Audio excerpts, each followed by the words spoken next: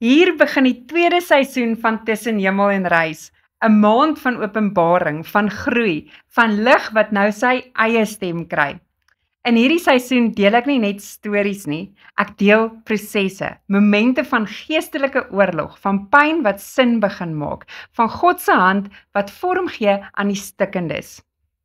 November is die maand van voorbereiding, 30 dae van oorgawe, 30 asemtee van insig. Elkeen 'n klein vlam wat lei tot die groot lig, die boek self. Elke episode bou op mekaar, van herinnering na herstel, van toets na getuienis. Dit is 'n reis van siel na gees, 'n bewys dat genesing nie net gebeur nie, dit groei. Teen die einde van hierdie maand word die verhaal vlees. Die boek verskyn, die stem word gesig en jy wat saam geluister het, word deel van die getuie. Dis meer as 'n seisoen, dis 'n voorbereiding vir lig. Elke dag in November 'n nuwe episode, 'n nuwe stuk van reis, 'n nuwe gesig van God se genade. Kom saam, luister, herleef, want wat begin het as pyn word hierdie maand lig.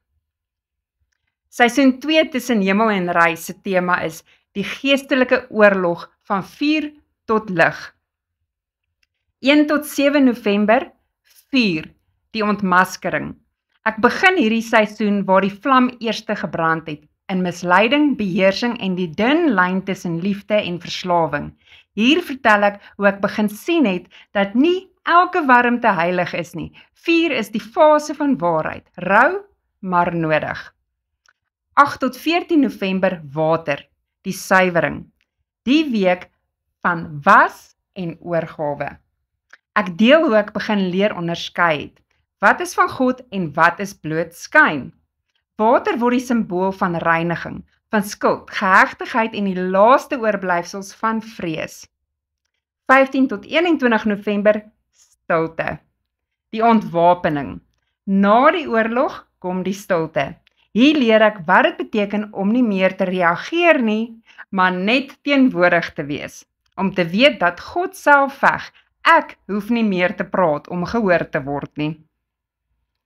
22 tot 30 November, lig, die herlewing. Lig word nie net gesien nie, dit word gedra.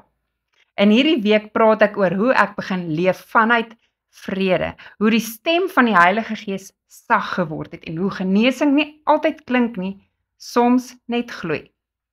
En dan die 1 Desember, die openbaring. Ek vertel die laaste hoofstuk. Die vuur, die water, die stilte, alles het na lig gelei. Die boek Tussen Hemel en Reis word bekendgestel. Dis meer as 'n boek, dis 'n getuie, 'n bewys dat oorlewing net die begin was. Ek leef nou in lig.